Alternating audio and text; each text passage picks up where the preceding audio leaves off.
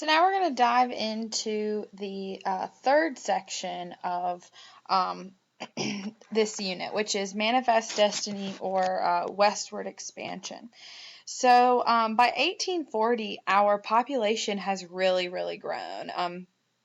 This map is of 1860, but you can see how much more populated the United States is. Obviously, we've got still those very densely populated areas, those big cities in New England like Baltimore, New York, and Boston, but it's also starting to spread out. We're starting to see some big cities pop up out west also.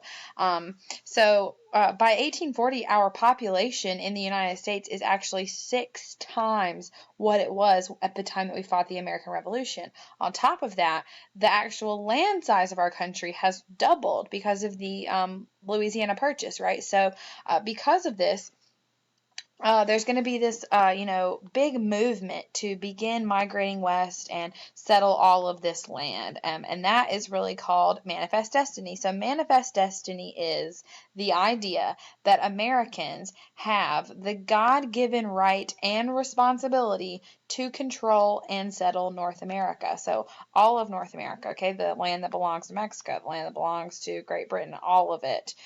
We believe that, all of it should be it's our responsibility really to make the best of all of this land, but on top of that, it's really our right. If we want this land, then we should be able to go and get it. So there's lots of reasons for migration. The idea of Manifest Destiny isn't enough to get an individual person inspired or motivated enough to begin selling their things and pack up everything that they own and their whole family and walk thousands of miles across the country to a place where no one else lives. Really the reasons for that are a lot more personal. A lot of them are economic reasons. There's a lot more economic opportunity in the West at this point. Opportunities for trapping and trading businesses. And I don't mean drugs, I mean fur, right? Trapping and trading animal furs, things like that. There's also a lot of abundant natural resources out west, like lumber. And there's minerals that we haven't been able to get a hold of. So we're going to have a lot of miners moving out west. We're going to see a lot of mines. We'll talk about the gold rush later. So a lot of things like that. It's really going to start spurring a lot of economic opportunity. We've also got entrepreneurs moving out west, right? We've got people who, if you're the only, accountant, or if you're an accountant, there's probably tons of accountants in Baltimore. It's probably not that hard to find one. It's probably a pretty competitive business to be in. But if you're the only accountant in all of Montana, it's probably not that hard to do well financially once you're in a place that has a fairly moderately sized population. So we've got lots of people moving out there for that. We've also got missionaries still moving out west. People are continuing to try to spread the ideas of Christianity. Not every Native American's heard about Jesus yet. So we've got a lot of people who are going to be moving out west to spread those ideas. So most migrants, though, come from farms. They're looking for rich land. These aren't very wealthy people, but they're not, dirt poor either. It's not 100% the middle class because we don't have the middle class quite yet. It's sort of like the lower end of the middle class or the upper end of the the lower end of the middle class or the upper end of the lower class. So right around there is the type of person that we've got. So the way to get out there, to get out west, is going to be on a migration trail. So we can't take a train, out west because we don't have rail lines all that way. We can't take a steamboat because we don't have rivers all the way out there.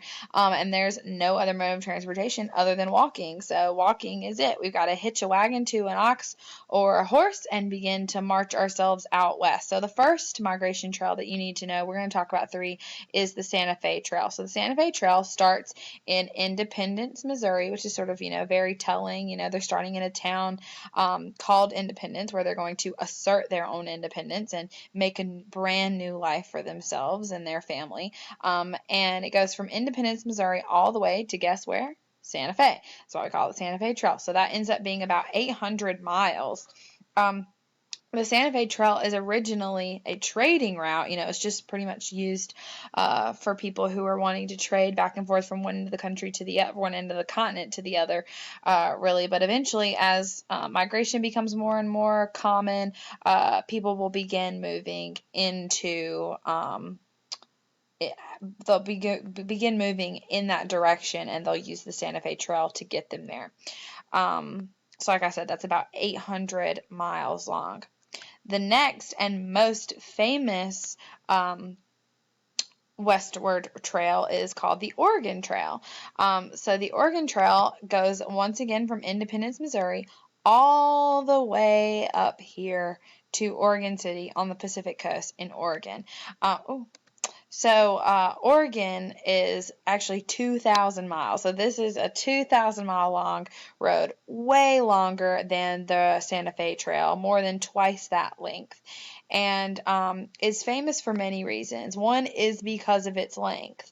Number two is actually because in the maybe say late 80s, there was a video game, a computer game invented called the Oregon Trail, where people would, travel on the Oregon Trail as a video game, and it blew up, and everyone loved it. You can ask Ms. Kills about that. She said she remembers taking kids when she was teaching elementary school to the computer lab to go play the Oregon Trail. So,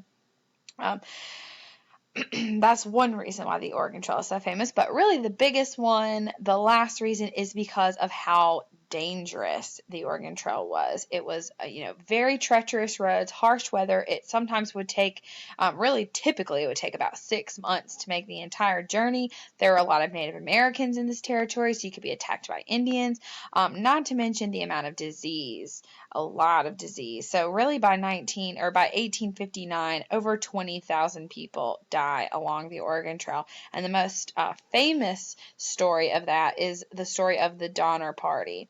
So the Donner Party were a group of people who were heading along the Oregon Trail, really led by this guy and his wife, last name Donner. And they came to some mountains on the trail, and they had heard that there was a shortcut that would take them around the mountains instead of through them, and it would save them so much time and energy on their trail. So most of the group went on the regular Oregon Trail path, but a few people decided that they would just take this shortcut and see how it paid off. But what it ended up doing was adding a lot of length to their entire journey. So by the time they're working on this, they're going through this trail, they end up it's really, like I said, harsh terrain. They break an axle or something, and that night while they're trying to fix it, it snows like 8 feet in one night. So then they're snowed in and they can't move anywhere. So they end up eating through all of their supplies in about a week. And after you eat through all of your supplies, what is there to eat? Your horse or your oxen.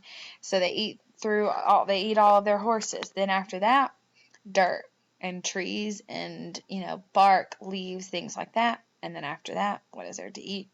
Each other. So on Christmas Eve, they eat their first person. So the Donner Party, they're famous because they had to resort to cannibalism to stay alive on the Oregon Trail. Now, a lot of them die and they're eaten, but quite a few of them, I think actually only 2, make it out alive. And that's how we know what exactly happened. Today, that part of the road is actually an interstate highway, and thousands of people drive across it all the time. And it's called the Donner Pass to sort of commemorate what the Donner Party went through.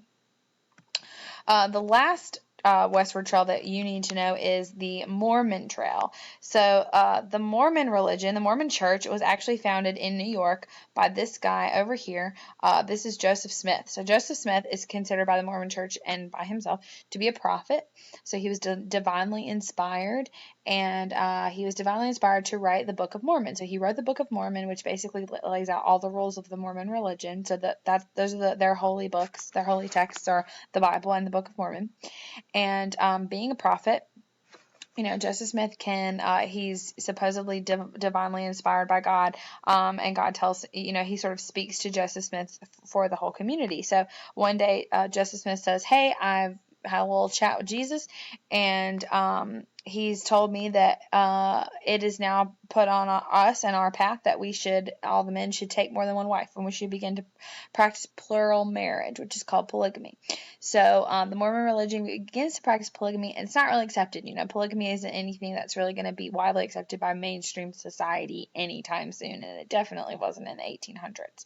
So once people start finding out what's going on with Joseph Smith and the Mormons, they pretty much get a giant violent mob to attack them and push them out of the state of New York.